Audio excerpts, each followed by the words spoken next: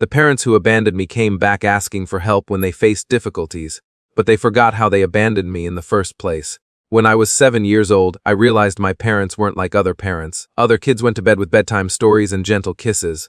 I went to bed with blaring music shaking the walls, a music that rattled my ribs and made my skull throb. "Stay awake, Eric," my father Lincoln would command from the doorframe. "If you're tired, find a way to stay up. Life doesn't give you breaks." I tried. I really did, but my small body wasn't meant to function without rest. My head would bob, my eyelids too heavy to fight.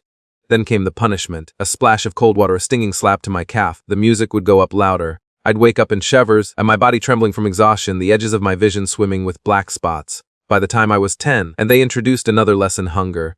"If you don't find a way to eat, you don't deserve to," my mother Amara would say coldly, at first shutting the fridge in front of me. At first I thought they were testing me, that they'd eventually give in. They didn't. The first stomach growled so hard it hurt. The second day, and I learned that stale crackers from the neighbor's trash could be edible. The third day, and I discovered a bakery that threw out unsold bread at night. I learned quickly survival isn't about pride, it's about knowing where to look. By 14, I had learned my lessons well, but nothing could have prepared me for what happened next. It was late in the afternoon when my father pulled onto the dirt road of a rundown motel, and one of those places with flickering neon signs and staggered carpets. "This is where we part ways, Eric," Lincoln said, pulling the keys from the ignition. My mother sat silent, staring out the window as if this wasn't happening. I laughed uneasily. "Good one." But my father's face was impassive, not a joke. Panic rose in my throat. "You're leaving me here. We've given you enough," Amara said coldly. "Time to figure things out for yourself." I stared at them, the people who were supposed to love and protect me. I looked for some hint of remorse in their eyes, something that suggested this was a cruel lesson and not the end. But there was nothing, just cold indifference. Lincoln tossed a crumpled $20 bill onto my lap. "That should be enough for a night," he said, opening his door. I scrambled, heart pounding. "Wait, where am I supposed to go?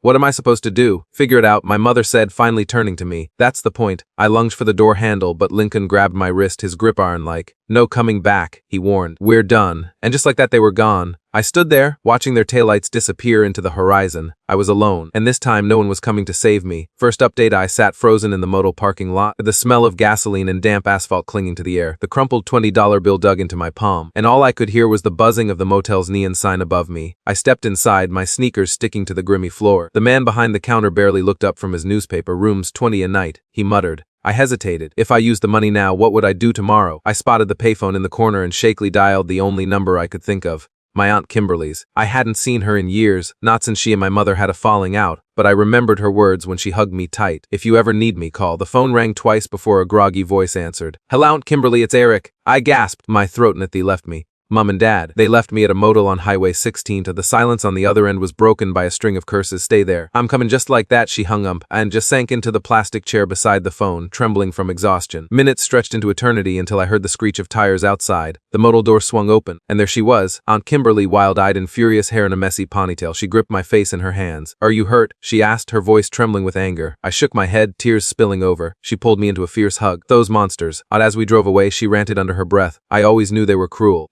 But this is a new level of evil." She shot me a glance. "You're never going back there, do you hear me?" I nodded, and they were unable to speak. I've seen a lot of people asking why I didn't reach out to anyone earlier. Honestly, I was afraid. My parents had made me feel like I couldn't depend on anyone. It wasn't until I had nothing left that I remembered Aunt Kimberly's kindness. I was scared and alone, but when she showed up, I knew everything would change. A few people are also asking why my aunt wasn't involved earlier. The truth is, my parents pushed her away years ago. She always knew something was off, but we never had a chance to talk. When she found out what they did, she was furious. I'm just glad I had someone who cared. Second update. Aunt Kimberly didn't waste any time. By morning, she had started the emancipation paperwork. My parents had reported me missing, but Kimberly was prepared.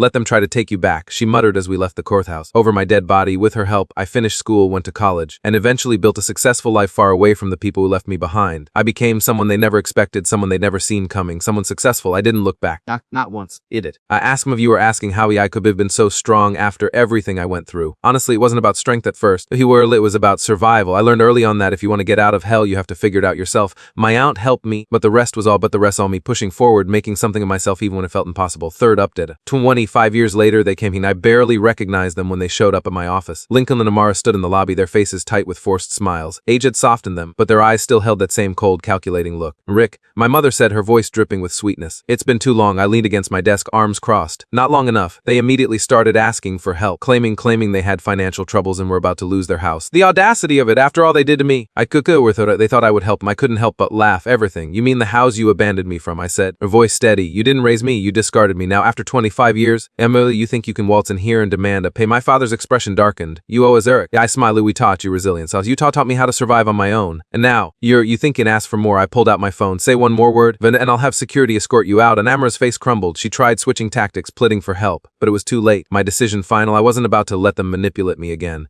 There's Zaki now. A lot of people asking why I didn't just let it go. The truth is I couldn't. They thought they could walk into my life after everything they did and pretend nothing had happened. But I've spent my entire life building myself up from the mess they left me in. No, I wasn't going to forgive them for what they did. Yumwit did not this time. Final update, I didn't just refuse to help them. I bought the house, the same house where I spent my childhood, suffering under their cruelty. The bank listed it for foreclosure and I jumped at the chai. I didn't just buy it, I had a plan. I meticulously crafted plan. I gathered every document, every recorded conversation, every witness statement that detailed the torment they put me through. I document every insult, every cruel word. And then I sent it all out. The truth about Lincoln and Amara. The world was about to know who they really were. The final act came when I arranged the demolition of their house. It wasn't just a house, it was the place that held my pain. My suffering, my torn its end. I wasn't going to let it see a stand. The world would see it crumble. As the wrecking ball swung into the house, I watched the destruction from my office. The world saw it all. Their legacy gone and me. I walked away, knowing I had finally made them face what they did.